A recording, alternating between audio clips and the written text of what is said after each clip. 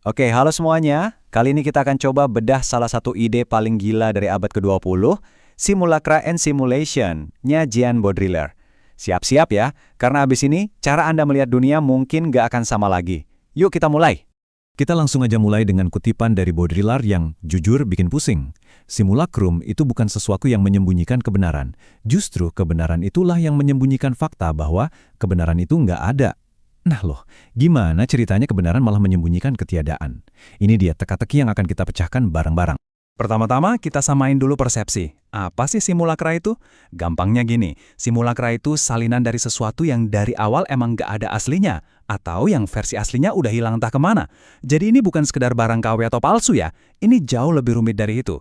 Dan konsep inilah yang jadi kunci buat semua pembahasan kita ke depan. Oke, kita masuk ke ide besarnya yang pertama, peta yang menggantikan wilayah. Ini metafora andalan Baudrillard buat ngejelasin gimana model-model tentang realitas, ya kayak peta itu, pada akhirnya jadi jauh lebih nyata, lebih penting daripada realitas itu sendiri. Dulu, ada cerita fabel dari Borges tentang sebuah kekaisaran yang bikin peta saking detailnya sampai peta itu menutupi seluruh wilayah aslinya. Keren kan? Tapi Baudrillard bilang, zaman sekarang kebalik, peta justru dibikin duluan sebelum ada wilayahnya.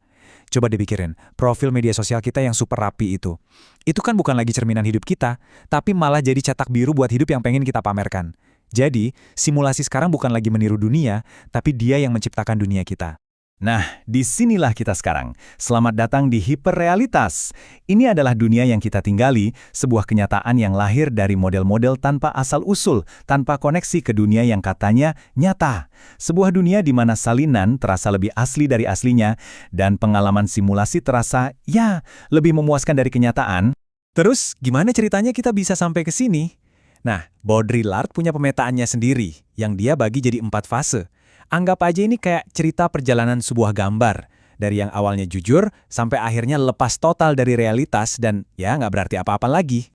Gini deh, biar gampang. Fase pertama, bayangin lukisan pemandangan yang persis sama dengan aslinya. Itu salinan yang setia. Fase kedua, mungkin foto pemandangan yang udah diedit habis-habisan. Dia menutupi atau mengubah kenyataan. Fase ketiga, bayangin iklan liburan mewah yang ngejual gaya hidup yang sebenarnya nggak nyata. Dia menutupi ketiadaan. Dan fase keempat, yang terakhir, ini dia puncaknya. Gambar buatan AI atau karakter di video game. Dia nggak punya hubungan apapun sama dunia nyata. Dia adalah realitasnya sendiri, murni simulacrum.